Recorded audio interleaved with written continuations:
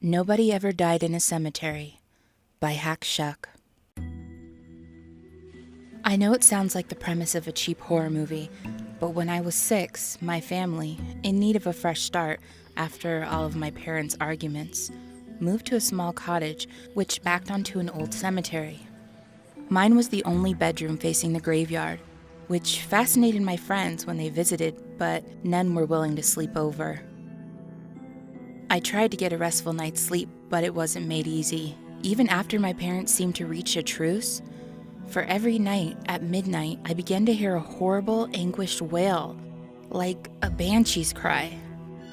It emanated from a small rise in the darkest, most overgrown area of the burial ground, and this tortured cry began to dominate my thoughts. My dad soon grew concerned by my drained, pale face and air of listless lethargy. My father's words, meant to comfort me, I guess, were to not worry about ghosts because I sleep near the one place on earth guaranteed not to be haunted. Because, if you think about it, nobody ever died in a cemetery. But my slumber only dissipated further, to the point where I'd still be awake by daybreak. Nobody else ever seemed to hear the tormented shriek, which marked every midnight like a disturbingly inverted church bell. So finally, my mom decided to take me by my trembling hand and lead me around the cemetery one cool October afternoon. The graves were ancient, names and dates worn away to mere fragments.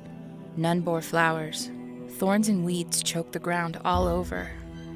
Finally, I reached the rise from where I'd heard the odd nocturnal sound. My little legs were terribly unsteady as I climbed into the small hill, but all I found was muddy ground. My mom had grown increasingly morose as we approached, and she spoke with voice broken. "This is where they used to bury unbaptized children," she told me. "And crazies and suicides.